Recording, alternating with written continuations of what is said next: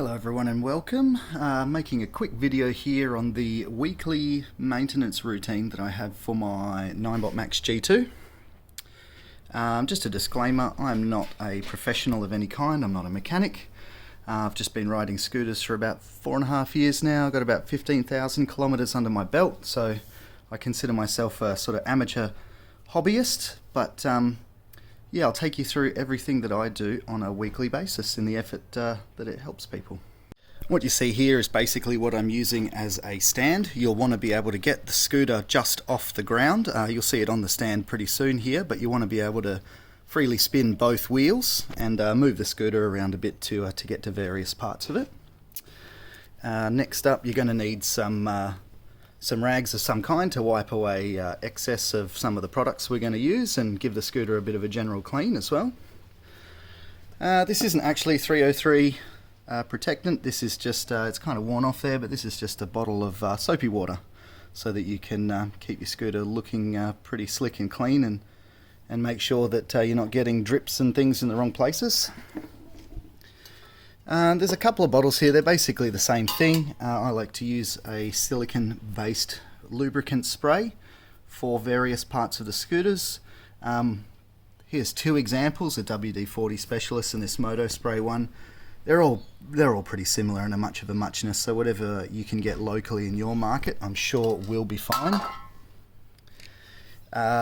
This is Loctite 243, the blue, so thread locker or screw glue or whatever you want to call it. This is just so when you take bolts off your scooter and you put them back on, use a bit of this stuff on the thread. It makes it a bit harder to get the screws off, but so don't go for the stuff that's meant to be permanent. This is sort of middle of the road as it goes for a thread locker, but it'll stop them coming loose by vibration, which is definitely desirable. This is graphite powder. You won't need much of this stuff. This has lasted me bloody years. I've used it on my motorbike as well. This is pretty good stuff for when any of your switch gear starts to feel a bit clunky or binded up. I used it recently. I'll show you guys as we progress through the video. I've used it on the throttle of this, which started to bind, and now it moves smoothly again. And you'll need, probably one of the more important things, is a pump of some kind. You can use a handheld one.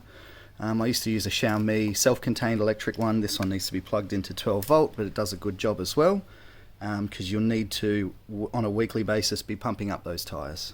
Now I've just got my scooter up on that stand. This extra old tyre is just here so it gets a bit of extra clearance. If you put the body straight onto this bit, the wheels don't come off the ground. Just need enough so that you can get the wheels rolling and see how that all goes. Now what I usually start with, you power the scooter on, is you want to see that your brakes work, so spin the wheel, make sure that's activating and the brakes aren't binding up when they're not supposed to. You can also, and it's probably preferable to test that while you're riding as well rather than just being stopped. Also the throttle. Oh, I need to undo the brake first. You want to make sure that the throttle operation's nice and smooth and that the throttle will snap back to its original position without getting caught and any stickiness in there. So that's what I've used the graphite powder for. Just kind of squeeze this bottle here and it kind of puffs. I don't know if you can see that. Just give it little squeezes and it'll puff some graphite into there and wipe off the excess, and that moves nice and smoothly again as well. One of the important things to do is check all sorts of your control surfaces for play. You want to make sure that your brake lever isn't wobbly, handlebars are nice and secure. You want to make sure that the suspension doesn't wobble side to side, so you're kind of moving the forks around. You should get a pretty quick feel for it if it is wobbly or if there is any play in it. I also lightly, I don't know if you can see that, I'm sort of shaking the wheel from side to side to see if there's any lateral play in the wheels, which might suggest that the bearings have been compromised. You do that front and rear as well. And when this is off the stand, I'll sit on it and bounce it up and down a little bit and make sure that that rear suspension's working as intended to. You're doing your range of motion check, that you just make sure that it goes all the way from side to side without catching on anything or feeling like there's anything making that harder than it should be. I've got this strap here, so I kind of need to very regularly ensure that this isn't hasn't ridden up and is getting caught and binding on that as this tries to move. While it's on, you'll want to check that all of the lights work as intended, because you definitely need to be seen. That headlight's working just fine. And when it's on, the brake light's on, and we should see that when I pull on the brake, that's lighting up even brighter. So that's expected behavior for the lights right there. Now this is where I use a fair bit of this lubricant in a can. Basically, when you see these moving suspension parts up in here, I just like to get pretty liberal with dousing those and wiping off the excess afterwards. The spray will protect some of these for corrosion and ensure that they don't squeak or make any noise as they're moving through their range of motion as well.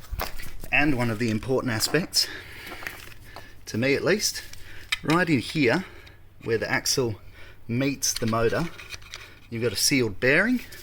So water shouldn't get in through there, but just making sure that that's nice and lubricated on both sides, so that you know nothing's stuck in there as well. But also this silicon WD-40 acts as a really good water dispersant, so if you do ride in all weather, that's going to help keep those bearings nice and sealed and stop that water getting in. Don't forget to, where I've sprayed the bearings on the rear, you can kind of see in this gap in there, there's a bearing in there too, and they're really quite hard to see, but I just get pretty liberal with the WD-40 spray in and around that area, and then try and wipe off the excess as well. You notice that when your bearings are in good condition, you get this beautiful, smooth, long-lasting rotation. You can see this is why I had the rag. Look, there's a bit of overspray from all that WD-40. You just get in there, and it's a bit hard while I'm holding the camera too, but you don't want all of that to creep up and end up on the tread part of the tyre, which is going to cause it to be more slippery when you go to ride. So just make sure that you're wiping off any overspray, and you don't want those drips just hanging around. Just before we do tyre pressure, it's important to slowly rotate through both tyres and visually inspect the entire tread pattern. You want to make sure not only have you got enough tread to get through some water patches and that sort of thing, but that there's no nails, bolts, sticks, anything else, glass that might have become embedded in here or be causing you a slow leak. Very important to do that to both tyres before you do tyre pressure.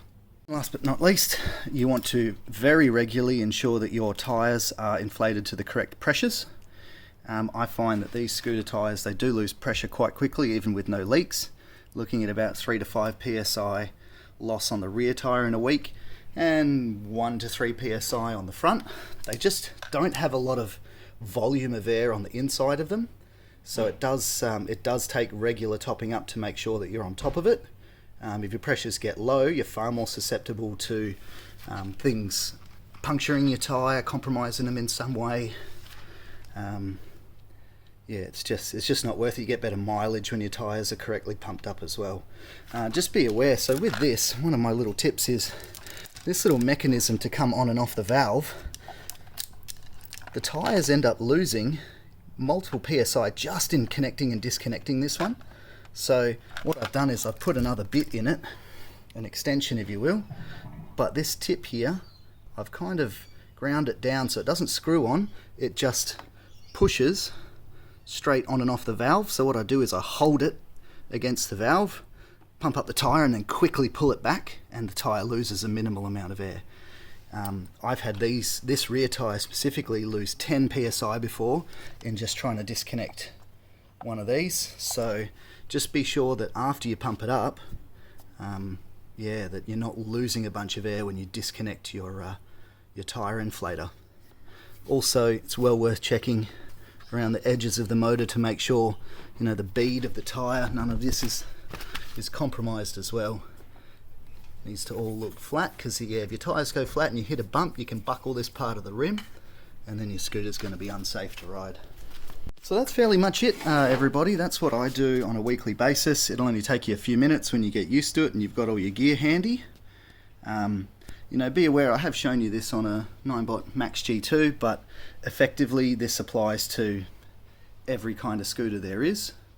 You might have disc brakes instead of a drum brake and that sort of thing, but by and large I keep my suspension and axle bearings lubed, keep the tyre pressures up, and just regular checks to ensure that there's no wobble or play in any of your controls, or the regular operation of it. You don't want to have anything come loose or wobble on you while you're riding. I'm not really covering any of these modifications. You can see I've got extra lights, a little holder there. This is an external battery. I'm not going to go through the mods that I've done today. I might do that in a separate video. I've also done some waterproofing on this particular scooter that I won't cover today, but could in a separate video as well. So also know battery care and how much to charge up your battery and what to leave it at and all that sort of stuff. It's quite a hot topic, and there's a lot of different opinion and information on that as well. I won't really go too far into that in this video either, but if there's appetite for it, I can certainly try and cover that to the best of my ability in a separate video. Hope you guys are taking good care of your scooters. This one's a commuter for me. I've done about 3,000 kilometers in a year, and it still rides like it's brand new. You can tell to some extent when you just spin the wheel and it's just silent and rolls beautifully. You take care of these things, they'll take care of you. So thanks everybody.